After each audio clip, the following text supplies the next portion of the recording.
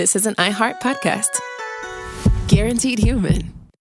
With no fees or minimums on checking accounts, it's no wonder that Capital One Bank Guy is so passionate about banking with Capital One. If he were here, he wouldn't just tell you about no fees or minimums. He'd also tell you about how Capital One cafes are open 7 days a week to assist with your banking needs. Yep, even on weekends. It's pretty much all he talks about, in a good way. What's in your wallet? Terms apply. See CapitalOne.com/bankguy. Capital One N.A., member FDIC.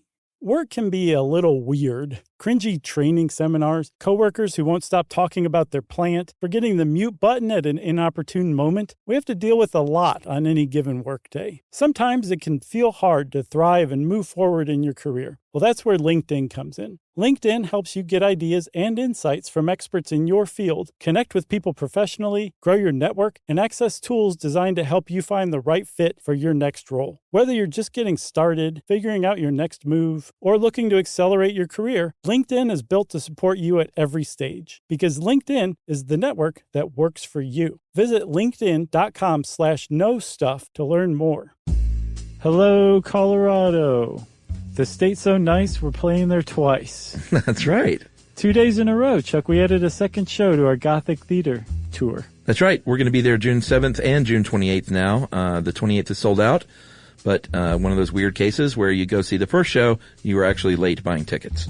Right. We're also going to be in Boston April 4th, D.C. April 5th. We're going to be in St. Louis on May 22nd and Cleveland on May 23rd. And then, of course, we're going to wrap this summer up on June 27th to 28th at the Gothic Theater in Colorado. So go to sysklive.com for all of your information and ticket needs. Welcome to Stuff You Should Know from HowStuffWorks.com.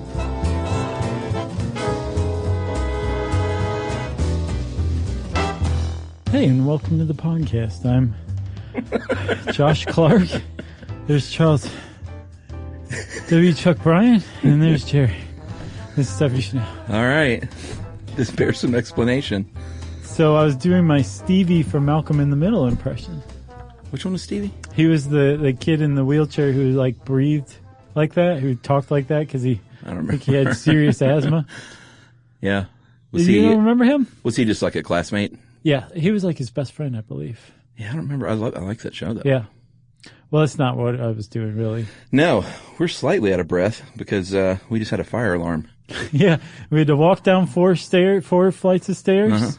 And not like the kind of flight where it's like down, landing, down again. They should call that 2 flights. Yeah. So we walked down 8 flights of stairs. Yeah. And then walked back 8 more. I know. Right when we got down, stopped, and immediately turned around to go back in. Yeah. It was ridiculous. It was the kind of thing that makes you say, maybe I won't leave next time there's a fire alarm. I was prepared to hide in the studio and keep working. Yeah, we thought about it, but there's a fire marshal who works here, so yeah. You can't run afoul of him. Man, he got on that orange vest quick like. Changes everything. So, have you ever heard of those guys that sneak into places with those vests? Yes, I have. Is there a name for what they do? I'm sure more than one person has done this, but there's these 2 guys in particular who kind of got, I don't know about how famous, but made a name for themselves for putting on the orange vests and saying basically like, if you wear one of these, you can get in anywhere you want almost. Yeah. If you have an orange vest on, you look like you're supposed to be there. Well, yeah, you got to have that steely sense of nerve. Yeah. And a walkie-talkie is probably a good thing to have too. Yeah. But they can go anywhere. Because the orange vest guy, that means that something's wrong and the orange vest guy has to take care of it. Yeah. Like they showed pictures in front of I can't remember what show it was, but a big concert where they were in that buffer area between the people and the stage. Right, yeah. Just with their orange vests. Yeah. And Fred Durst is like, oh, there's an orange vest guy. Something must be going on. What year was that? This would have been 2002, maybe. The Fred Durst years. Mm-hmm. Great years. The wonder years. Right. Wow. Man, I'm hot now too. I feel good. I got the endorphins flowing. This is going to be a cool episode, buddy. Well, the irony is so grossly out of shape. I started getting on the Peloton. Yeah. Last week. Yeah. So I've been, and this is not a plug for pellets. I guess it is, but A little bit. it's not an ad, but I've been getting on that thing. So my legs are rubber band hams Nice. right now. Yeah. Anyway. Yeah. Hey, y'all, prepare yourself for the rubber band ham. That's the song, right? Hey, will you indulge me for one moment? Oh, man. I've been waiting for you to ask me that for a long time. All right, so I've got the old side gig going with Movie Crush, my podcast where every Friday I sit down with someone awesome and talk about their favorite movie. And kill it. Thank you. But I have now added a second weekly episode that publishes on Monday called Mini Crushes. And that's where I just sit in here with producer Noel. He's sort of the omniscient voice of God. And he sort of chimes in, and I source a lot of questions from Facebook to the Movie Crush Facebook page, listener mails. I do recommendations. It's just a really interactive, fan-based experience. Yeah. So I want to plug the Mini Crushes and let everyone know that yesterday I dropped a very special Mini Crush, which was the Chuck and it's Emily's podcast debut. Oh, congratulations, man. That's right. It's called the Chuck and Emily Drink Wine and talk about the Oscar nominations. Oh, yes. Nice. Yeah, so we recorded this thing at home. We put the kid to bed and broke out some nice wine and did our pre-Oscar roundup. So that dropped yesterday. And then next Monday, the day after the Oscars, we're going to have our post-Oscar roundup where we talked about who won and what the speeches were like and who wore it best. That's awesome, man. Emily's going to be a star, Chuck. Yeah, she was actually pretty great. And if you want a little peek behind the marital curtain, this is your chance. So yeah, if you could check out Movie Crush on Apple Podcasts or wherever you get your podcasts. Nice, man. Do you feel indulged? I very much. Good. All right, let's talk about knife throwing. So This I'm a is little gonna be psyched so about good. this because knife throwing taps into my ninja training that I did under Tommy Roper, as I'm sure I've mentioned before. Yeah. Reading about this, researching it. I never threw knives. We never made it that far into Bet you're my gonna, training. Maybe now. I'll be hang gliding, throwing knives at the same time. Right. Going to get into both at once. But I did a little throwing star stuff. Throwing star is like the dummies knife throwing. Because that thing always sticks, right? Yeah. I mean, depending on how many spikes you got coming off of it. And how many beers you've had. Sure. And whether the tree is actually like a metal pole or not, you're probably going to stick a throwing star. Throwing a knife is an entirely different endeavor. And it's something that anybody can do. That Nicholas Gerbis, or Gerbis, never met him yet, he points out that this is actually kind of like a low-hanging hobby.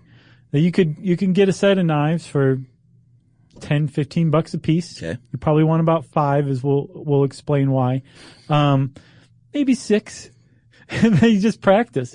Get yourself a good block of wood and practice. And anybody can do this. It's not like you're born to throw knives. You practice. And if you like it, you keep going and you just get better and better at it. And you can impress your friends and neighbors. Yes. And here's the point in the show where we issue our COA. Kids, if you're out there, do not go get a steak knife from your drawer and start throwing it at your dog. That is not a throwing knife. And never throw anything at your dog, kids. I will come find you. Yeah, never throw anything at anybody that's sharp. But throwing knives are built to throw. They're weighted and balanced to throw. They're not like regular old knives, and we'll get into all that. But just if you really want to try throwing knives, go ask Mom and Dad. Sure. Or Tommy Roper. Get ready for a no. Yeah. And then Tommy Roper doesn't say and then no. play them this podcast where it is an actual circus art. And please, for the love of God, tell me this is the last one. I don't think so. Of the circus arts. No, it's not. What else is there? There's a bunch. We've done the Globe of Death. Yeah, oh yeah. Flame swallowing. Lion taming, sword swallowing. Sword swallowing. We did circus families, just straight up circus families. Human cannonball. This has got to be it. I don't think so, man. I think it's going to keep going indefinitely. Clowns. We did clowns. Clowns for sure, yeah. They haven't done one on P.T. Barnum, though. No. You mean Hugh Jackman? Mm-hmm. What is it, Chuck Stradamus? I don't know. Something like that. I make one lucky casting call, predict one sexual predator, and one bad Lifetime movie. Or what was Sharknado? Sci-fi movie. 3 little things. That's all. That doesn't make me Nostradamus. Haven't won the lottery yet. Think of all the things I've said that didn't come true. Right. Way more. Yeah, I guess that's true. You know? Yeah. No one ever writes in and No, says, it's true. well, that didn't happen. Right, you really got that. Actually, they do write in to tell us we got stuff wrong a lot. That's true. So we're going to take this seriously because we want you 10-year-olds out there who want to get your parents to let you do this to see that you're taking this seriously by listening to this podcast first, okay? That's right. So what we're talking about specifically is known as, somewhat ironically, as an impalement act. Which is really a weird thing to call it. It really is. I think it's a little tongue in cheek. You think? Because the point is Knife in cheek? The point is to not impale somebody with this kind of thing, right? That's right. And impalement acts are an umbrella term that cover not just knife throwing, but bullwhip cracking. Oh. Sharpshooting, archery, William Tell kind of thing. Yeah. All of those fall under the umbrella term of impalement acts. Jerry's undressing over there to our left. She got very hot in the fire drill. All right. So this goes back, if we can get back in the Wayback Machine. Oh, yeah. All the way back to the late 19th century. Oh, we got to go back even further than that.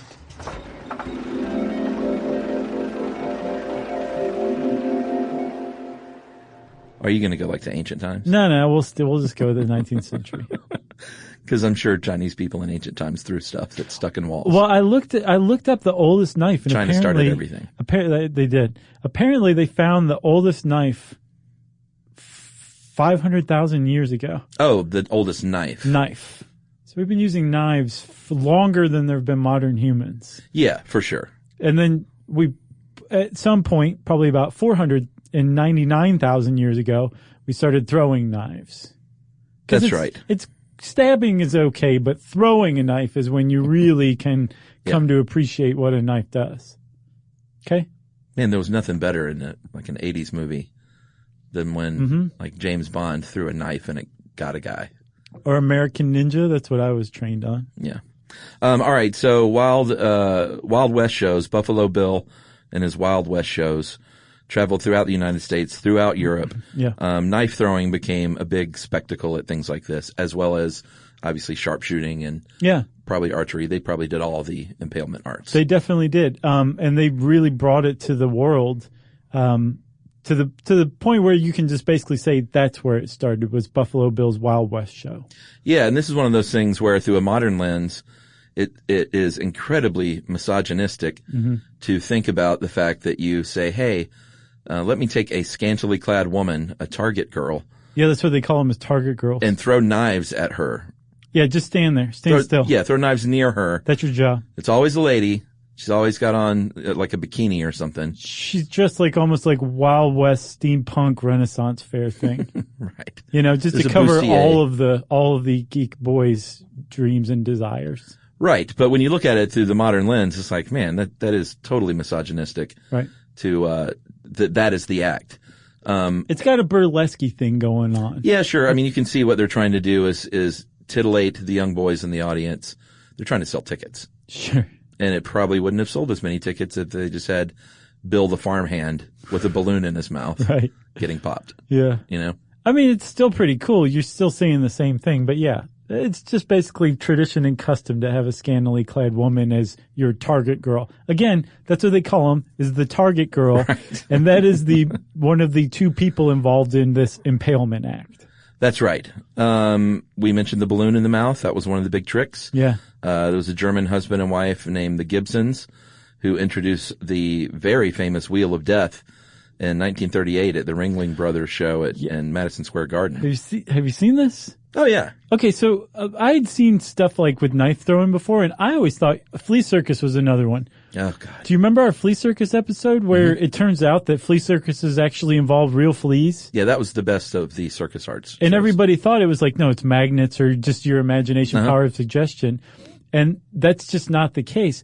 The same thing applies to knife throwing impalement acts. Like, I always thought. Did you really? Yeah, I think there was like Happy Days or something like that, where somebody gets volunteered. There's definitely an I Love Lucy with a knife act where she's the target girl.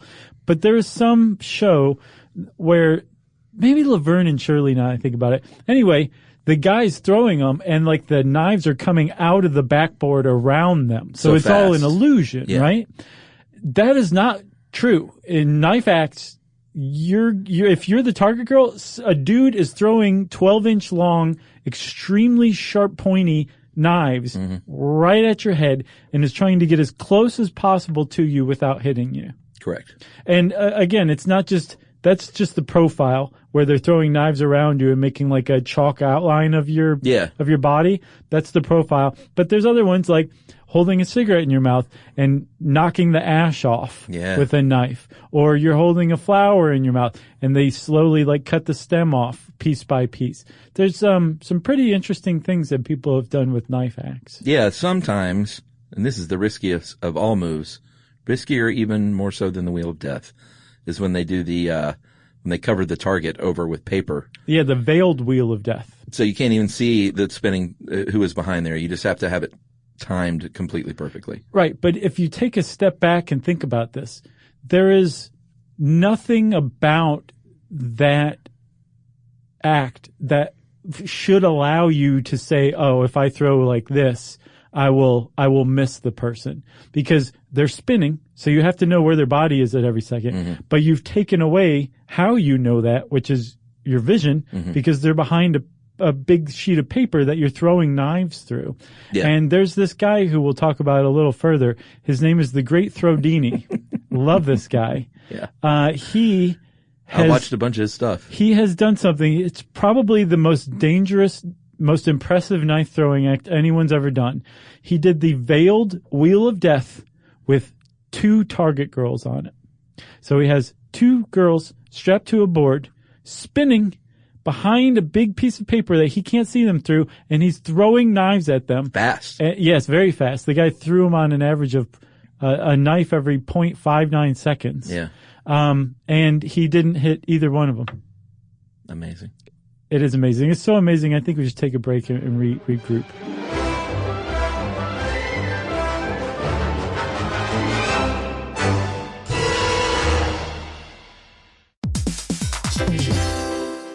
You know, it's hard to believe that the first phone call ever happened over 150 years ago. Just think about that, Chuck. Yeah, it was a long time ago. And I'm Gen X, so I grew up talking on the phone with my friends in high school and stuff, and it was a really fond memory. And over all these years and all these phone calls, AT&T has been there, connecting people in meaningful ways. And this is more than a story of technological innovation. It's a story of human connection. That's right. Over that 150 years, there's been a lot of connection with people, whether it was me in high school or family connecting with one another long distance or those long distance relationships. And AT&T has been there for it all. Connecting changes everything. AT&T.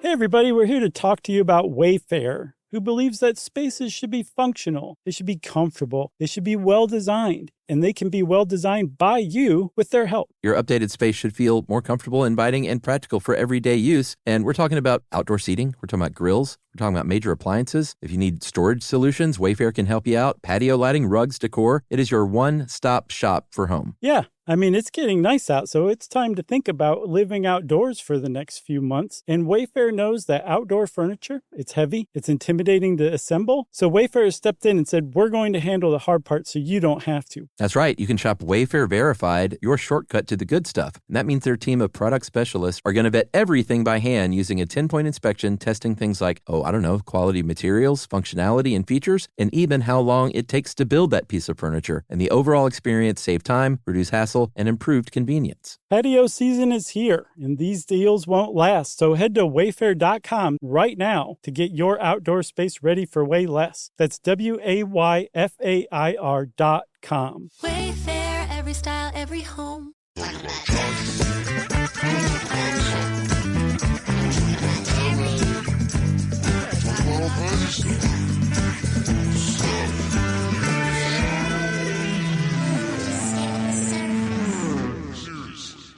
We're back. We just watched 1 hour of Great Thordini videos. Right. He apparently caught on like in his 50s. Yeah. He's like, hey, I'm pretty good at this. Back in 1996, he just I guess somebody was like, maybe, have you tried throwing knives? And he said, no, I haven't. And they were like, well, try throwing knives. And he said, well, fine, I will. A couple weeks later, he tried throwing knives and he said, I really like this. Yeah. He said it felt natural and right. So he started throwing knives and entered competitions and, started winning. I think he became world champion within like 2 years. He beat the other 4 people. And then he said, you know what? This is fun and all, like these competitions, but I think I want to try an act, like an old throwback impalement act. So he started one. Let me buy a tuxedo and basically bought his wife Barbara a Target girl get up. Oh, is that his Target girl? One of them, yeah. I think she may have been the original one. Taught her to smoke cigarettes so he could knock the ash off of the end of them. And there you go. Impalement act achieved. But not only that, Chuck, like the guy is like legitimately the best knife thrower on the planet. Well, he's one of them. He holds a record for fastest, but boy, you go down a YouTube rabbit hole and to like people like Ralph Thorne and better than Great Thordini, huh? Well, Great Thordini does the impalement act as in the circus art. Right. Ralph Thorne is like, if you're running through the woods chasing somebody. I haven't seen this guy. That's the Thorne style. We'll get into those styles later. Okay, gotcha. But yeah, he will like launch himself off of a tree stump in the air and throw one behind his back.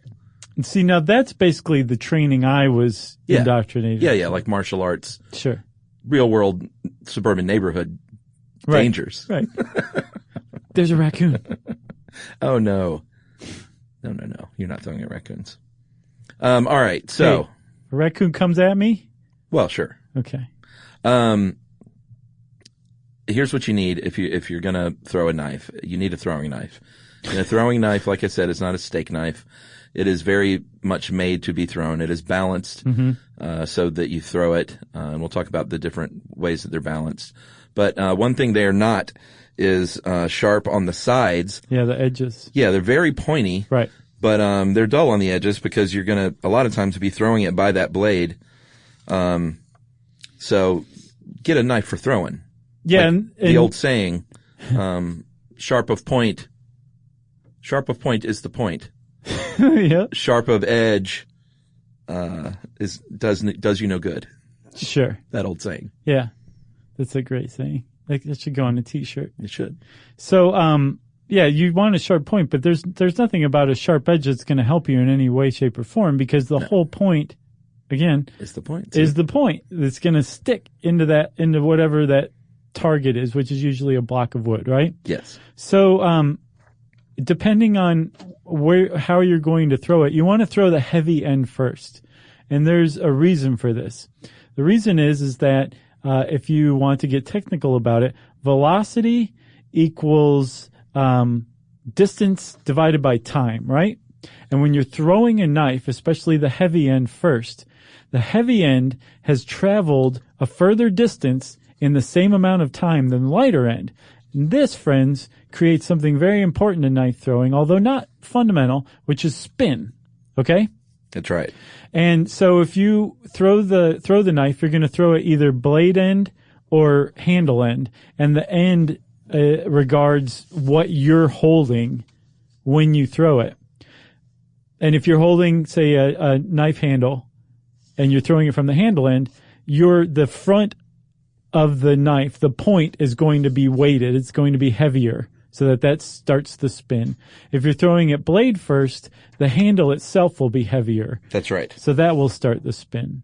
And there's a couple of different, depending on which way you're throwing, this spin is going to take place over the course of, a very short distance, actually. And so let me just back up a second here. Okay.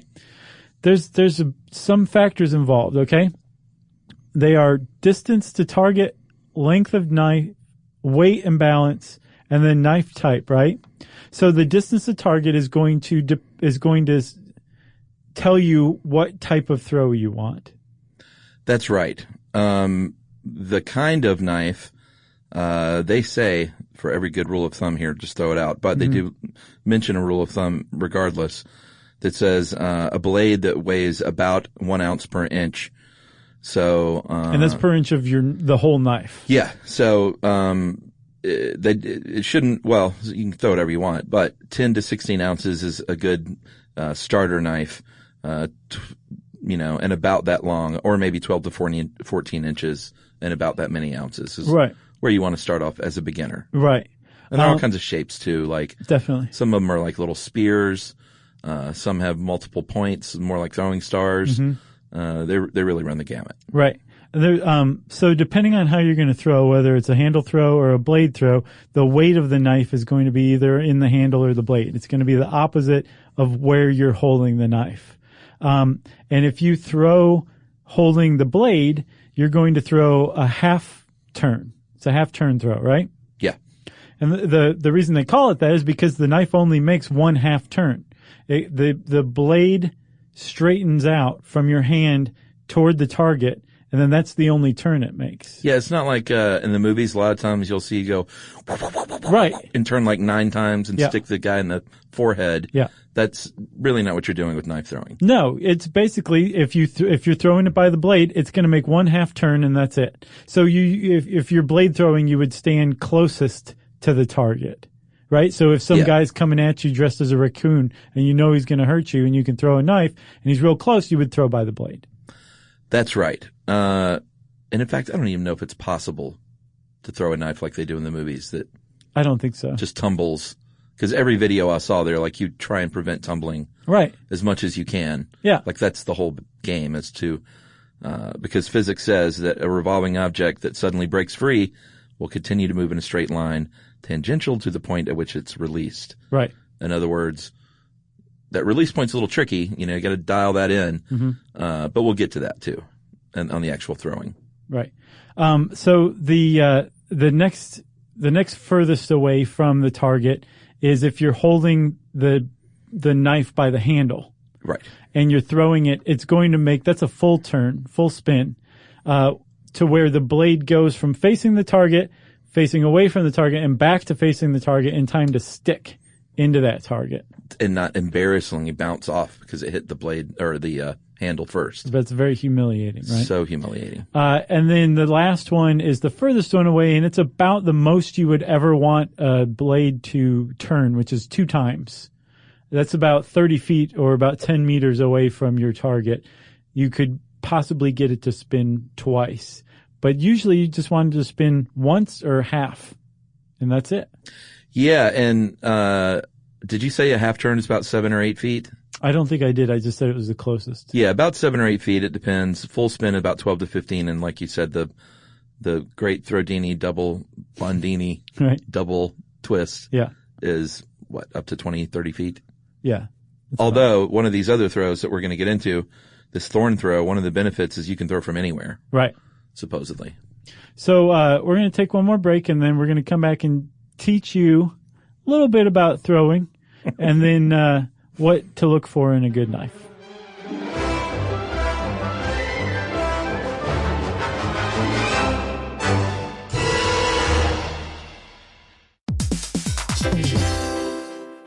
It's hard to believe that the first phone call ever happened over 150 years ago. Just think about that, Chuck. Yeah, it was a long time ago. And I'm Gen X, so I grew up talking on the phone with my friends in high school and stuff, and it was a really fond memory. And over all these years and all these phone calls, AT&T has been there, connecting people in meaningful ways. And this is more than a story of technological innovation. It's a story of human connection. That's right. Over that 150 years, there's been a lot of connection with people, whether it was me in high school or family connecting with one another long distance or those long distance relationships. And AT&T has been there for it all. Connecting changes everything. AT&T.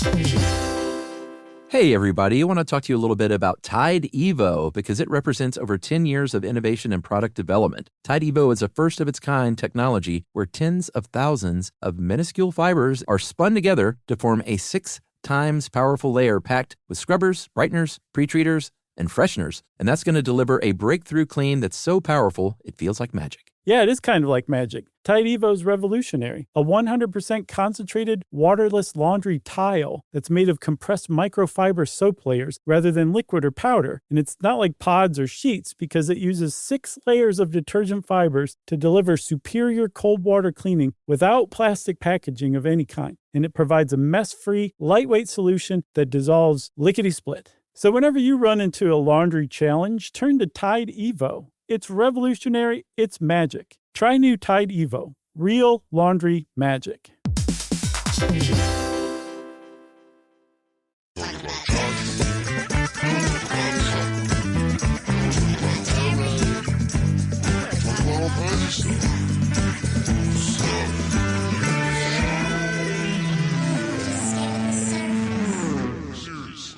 Okay, so you've got, you know about how close you want to stand to the target depending on whether you're holding the knife by the blade or the handle. The good thing is there are a couple of different grips, but they're very similar. So if you're like, I want to get into blade throwing first because that looks pretty cool, you're going to basically pinch the blade of the knife. And remember, these are not sharp edges, so you should be fine. Yeah. If you are using a sharp edged knife, you want to hold the blunt end. Yeah, but you don't even want to do that. You don't even want to do that. So it doesn't really matter which way you're holding it, but if it is sharp on one edge, hold the other edge. And you're just basically pinching it between your thumb and your first 3 fingers. Just a little pinch. Yeah, just a teeny pinch. Maybe stick your pinky out for effect. Sure. All right, and that's the blade throw. Yeah, and you've already got your target, by the way, at this point. I know you mentioned a block of wood, but they recommend aim small. What is it? Start small, aim small. Yeah. Which is you don't need a tree trunk sliced up and put on a wall. Like you just need like a little 12-inch by 12-inch block of wood. Right. Or maybe if you want to screw a bunch of wood together and then draw a target on there, that's fine too. Yeah, you should probably glue though because the screws your knife might bounce off of them. Yeah. You know? If you're using metal screws. Okay. Sure. As opposed to the traditional wooden dowel. Right. So dovetail joint. Right. So what did I say? That's the blade throw, right? Yeah, you did blade throw. There's a handle throw too, and this one is called a hatchet throw or hammer throw. Or the handle throw, you could call it too, and everybody will know what you're talking about. Yeah, and you stand you're a little further back for this one. Right. Because you've got your full turn going. Yeah. And then you just grip it like a baseball bat and swing away, right? Right. You close your eyes and you hope for the best. You say ninja strike. Right. Yeah? Yeah. So, the cool thing is what you were saying about starting small, aiming small, is that when you figure out that there's actually just a few mechanics going on here, you'll be able to tell what part of your throw is actually off.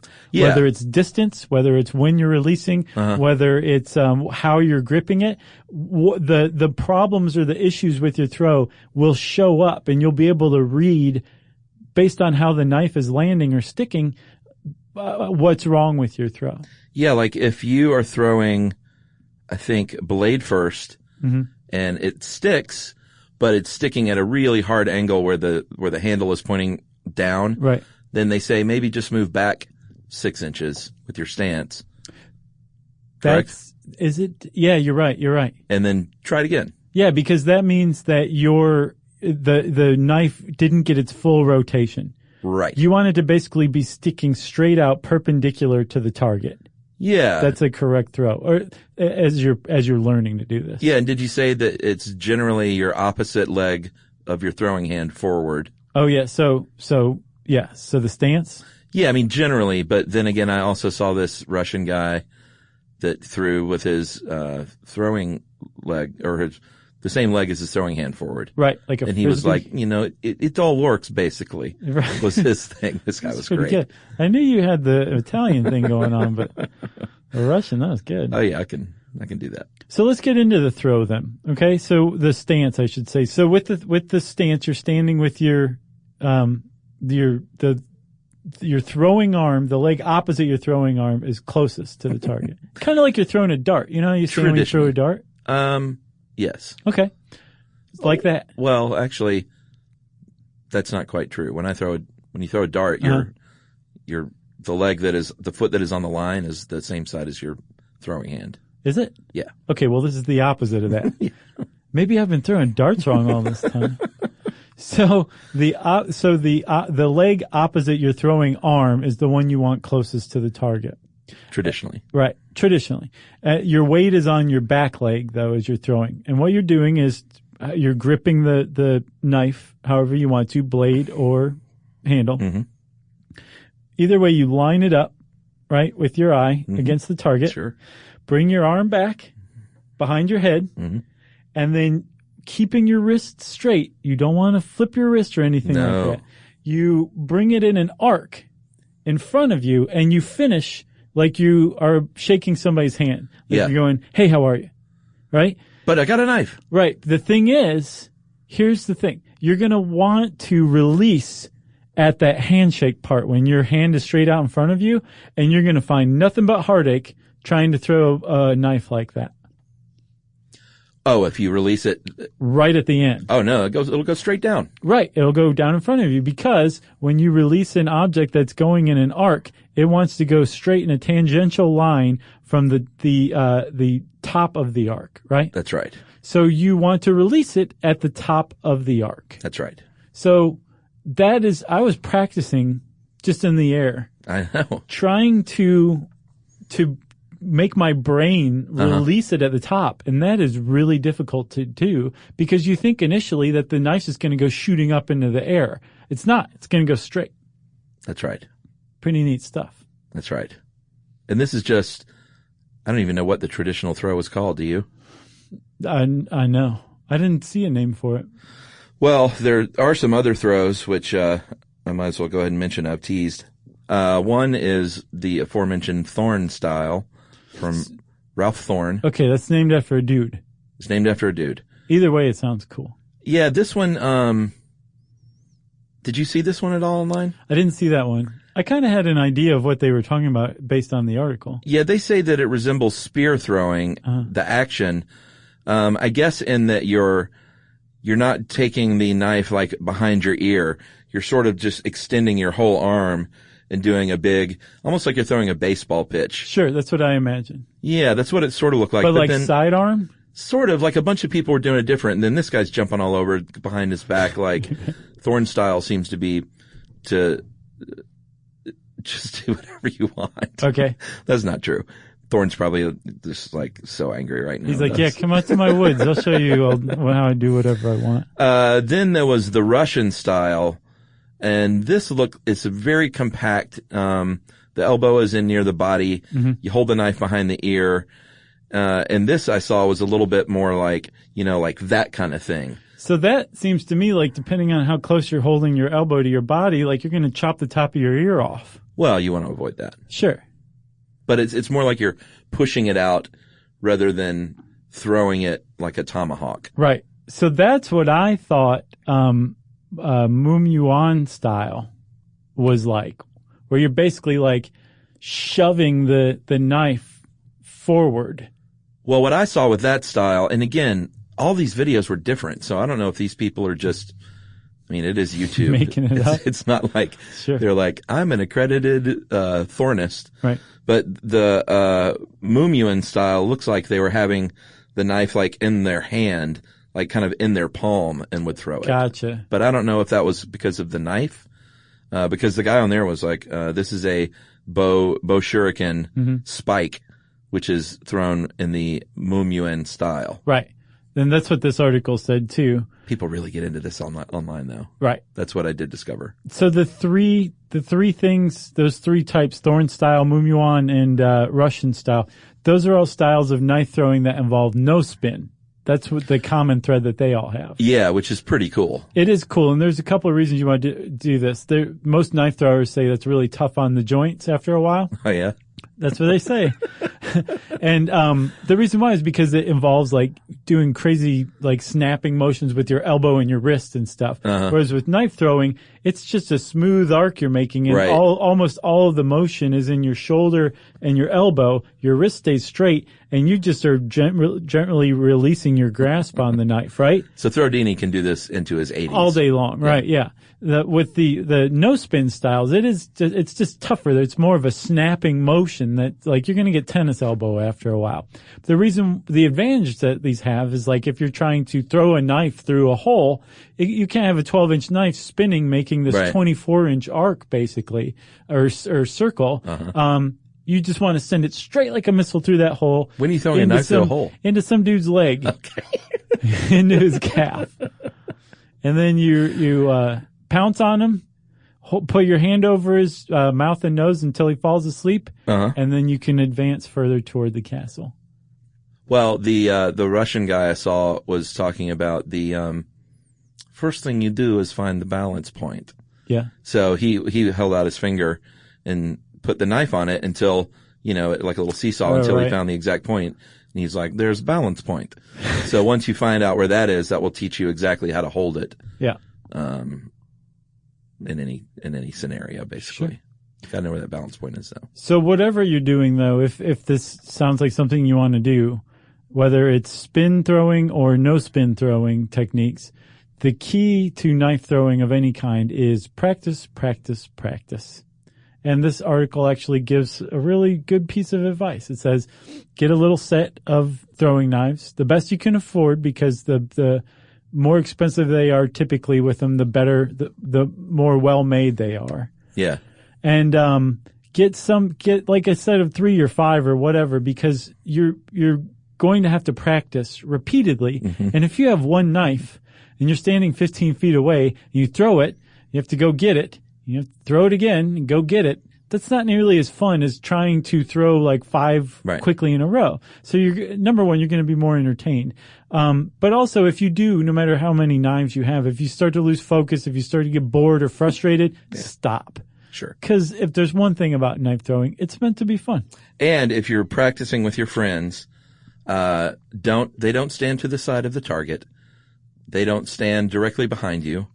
I would recommend they stand well behind you and well to one side of you. I've got one even better. Don't even let your friends anywhere near you. You have to be alone while you're practicing throwing knives, but you have to be in text or phone contact with your parents who are watching you from a safe distance. So live streaming it to your parents. Maybe so. You should go look at some of these Ralph Thorne videos, because the funniest part is the almost not angry, but just his trudge toward the target afterward is very like, I don't know, it's weird. He'll jump up in the air and throw a few, and then he's just like, and then walks over and undoes it from the log. Right. Like, I don't know. All the pizzazz leaves as soon as he's thrown. Yeah, that's when you need the pizzazz, is during the throwing. The rest is just wasted energy. Yeah, but you don't see Throwdini. That's the difference between an impalement act and a dude in his backyard on YouTube. Well, Throwdini has the smarts to hire an editor to edit that part out. Yeah. That's a good point. I don't know if we said the great Throwdini's name. His name is David Adamovich, and he's a neat guy. Great name. So if you want to know more about the great Throwdini, or what's Thorne's first name? Jesse Thorne. The other Thorne. Ralph Thorne. Or any kind of knife throwing, go check out some videos. Again, do not do this unless your parents say it's okay, and do it safely. Don't be stupid, and never, ever throw at any living thing ever of any kind, ever, or Josh and Chuck are going to be so mad at you. That's right. And in the meantime, let's listen to some listener mail. All right. I'm going to call this, welcome back to the fold. This just delighted me. I like this one, too. In April, it's going to be 10 years. I know. Which is just nutty. I know. No one ever thought we'd be doing this that long. Jerry hasn't aged a day. No, she hasn't, but she's taken off more clothes as the podcast has gone on. In celebration. She's getting ready for a gig as a Target girl. All right, guys, and Jerry, whoever else at Stuff You Should Know, might actually be reading this. I don't know how fan mail works, is what she says. Yeah, this is how it works. Yeah, we read it. I realize that the most I'm realistically going to achieve by stating this It's making you feel old. But when I was 11 years old, in 2011, Stuff You Should Know was my favorite podcast, and I listened to every episode. Kept on listening for a couple of years until I was 13, when I stopped listening to it because... That's when we lose them, is when they get too cool for school. That's right. Yeah. So for those of you who are teenagers who have kept listening through your teen years... We think you're cool. You're doing it right. Your peers probably don't, but we do. I have no idea why I stopped, guys. Up until today, I actually figured you guys must have stopped making it, and I never bothered to go back and check until today. Isn't that funny to think back? To think that someone can think back like, oh, remember those guys? I wonder how long that lasted. Daily, weekly life. So funny. Yeah. I'm not sure how to properly put how I feel into words, though, because not a lot else from when I was that age still exists. I grew up with the internet, but poking around Google and looking for old sites, I used to just... it reveals a trail of deleted accounts and domain names that no longer resolve. What, did she find an old computer or something? I don't know, maybe. She's definitely taking a trip down memory lane. I know, man. I've moved countries, so most of my physical stuff was either given away or thrown into a landfill across the Atlantic. The fact that Stuff You Should Know still exists and is still making episodes that are just as good as I remember them being is incredible. So very nice. Wow, this is crazy. This is from Hazel. She asked if we have a P.O. box so she can send some Jaffa cakes. Oh, that's nice. I don't remember if I gave Hazel our address. Well, please do. But Hazel, if you write back, we'll give you our address and we can get some Jaffa cakes. Thanks for coming back. Yeah, we appreciate that, and we're glad to have kept the home fires burning for you there, Hazel. I'd like to hear from Sarah. Sarah Sparrow, the amazing 90-year-old fan. Yeah, she's 11 years old, I think she was at the time. No, she was like... Was she like 8 or 9? Yeah, I can't remember when she started. Yeah, but she was really young. Yeah, she became a cool teenager. She definitely did. But maybe she'll become an actually cool college student and come back. Yeah. Well, thanks a lot, Hazel. If you left us and came back and thought it was as good as ever, we can hear that stuff all day long. You can tweet to us at Josh Clark or SYSK Podcast. You can join us on Facebook.com/Charles W. Chuck Bryant or /Stuff You Should Know. You can send us an email to stuffpodcast@howstuffworks.com. And as always, join us at our home on the web, stuffyoushouldknow.com. For more on this and thousands of other topics, visit howstuffworks.com.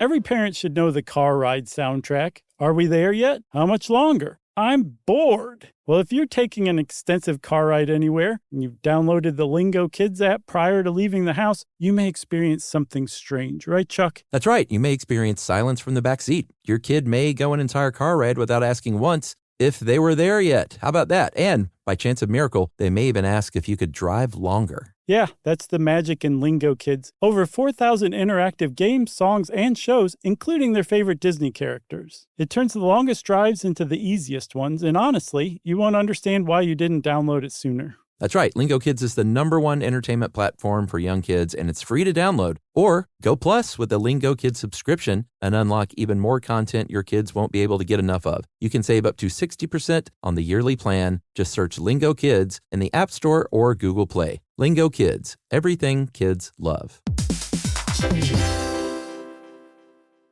You know, you could be adored by everyone and still completely ignored by your cat. Trust me, I know. But if you feed your cat Sheba, you can go from being ignored to truly adored in 12 days guaranteed or your money back. Sheba has a full menu of products, appetizers, entrees, treats, even a kitten's menu. It's so cute, so Sheba has a product for even the pickiest eater. Like Sheba Puree, it's made with bone broth, their chef-inspired flavors. It's got a smooth and creamy texture that cats love and contains no corn, wheat, soy, or artificial flavors. It's food that your cat's gonna love. To learn more, check out Sheba.com. That's SHEBA.com. This is an iHeart podcast. Guaranteed human.